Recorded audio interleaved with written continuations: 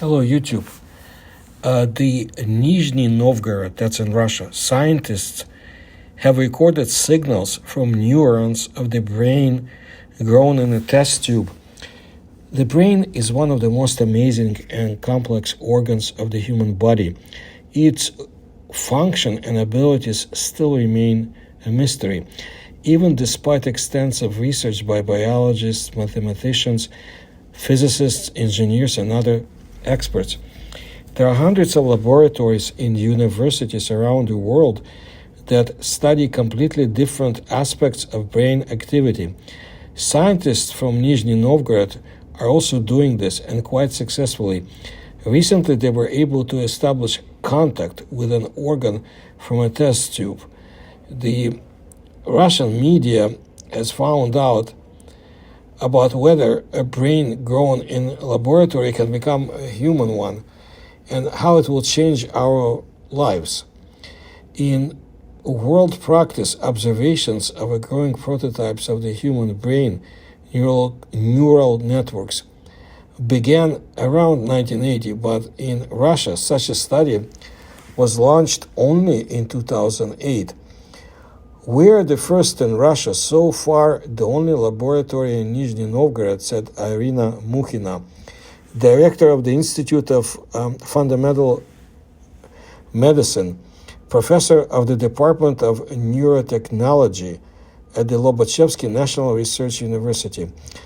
The idea is to start a study.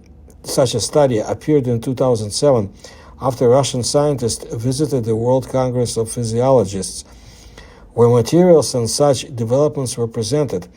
As a result, from 2010 to 2015, Nizhny Novgorod scientists managed to catch up with their foreign colleagues at a rapid pace. For 5 years of work, articles on domestic Russian developments have already been comparable with others in their fullness of knowledge and technical tasks. And all it comes down to is that many brains began to respond to stimuli. After a few more years, the neural culture of brain cells grown in a test tube became a tool for studying the ability of neural networks to perceive incoming information, as well as to change the connections between neurons under the influence of an external stimulus. However, the culture of nerve cells itself cannot be called a full-fledged brain. You can't grow an artificial brain. At the moment, there are no necessary technical means and conditions, as well as sufficient knowledge of mankind to grow such an organ. But we can grow tissue that consists of different brain cells, almost all except blood vessels, explained Irina Mukhina. Brain tissues are grown not just in a test tube, but on special electrical matrices that allow you to shoot signals from the brain cells that form neural connections, patterns, just like an ordinary person or an animal. There are billions of neurons in the human brain, and there are even more synaptic connections between them.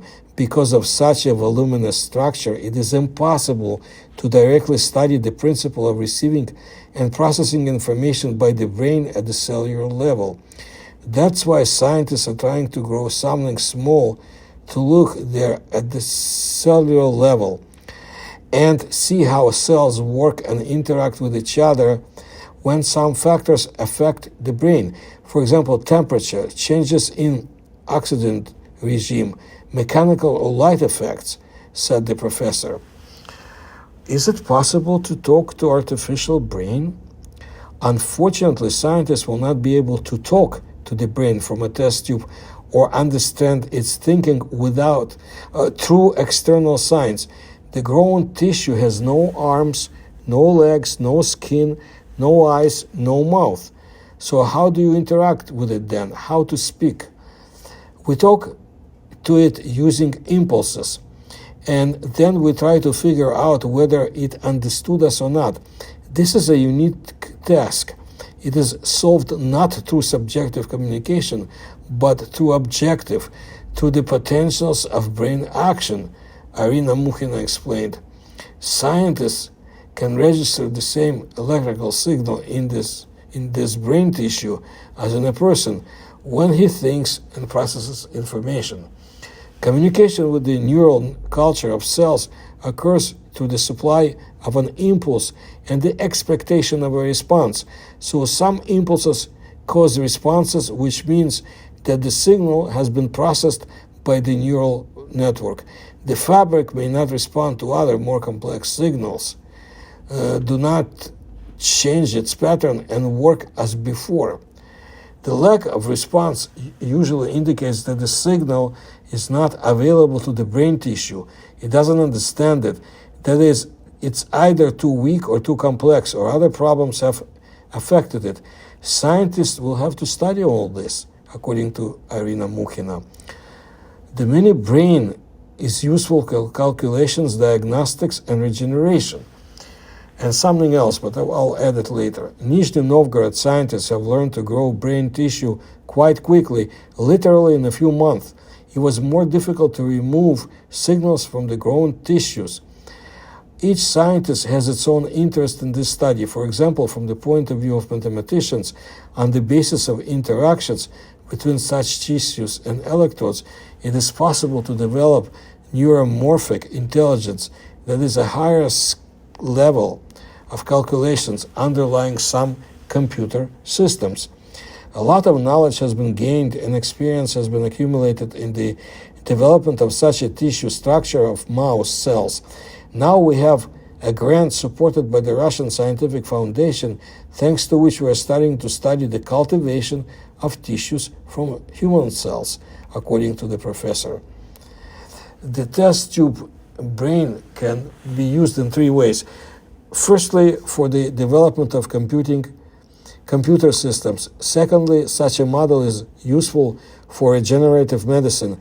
Scientists are studying how parts of the brain that have died due to injury or disease can be replaced and are not being restored. The laws of transplantation of nervous tissue of the brain, if it's grown in an artificial environment, are also being studied. Thirdly, the development will be useful in diagnostic direction. We are creating in vitro systems on biochips on which it is possible to quickly conduct preclinical studies of neurotropic drugs. This will save time and spare animals on which the effectiveness and toxicity of new drugs are usually tested. Irina Mukhina summed it all up. Well, this is absolutely true, but I want to tell you that there is civilian research and there is military research. I have no doubts that many laboratories in the armed forces of major countries around the world are engaged in the same. We just don't know what they're doing, but you can guess. So this is what I wanted to let you know. And if you like my research, please kindly support it through the links you'll find in the description to this video. And stay tuned for more videos on this subject. It's fascinating. Anything concerning the workings of the brain, its unusual powers, and how some people use them, and also related psi research, I'll dig into to the extent of my knowledge from open sources. Thank you.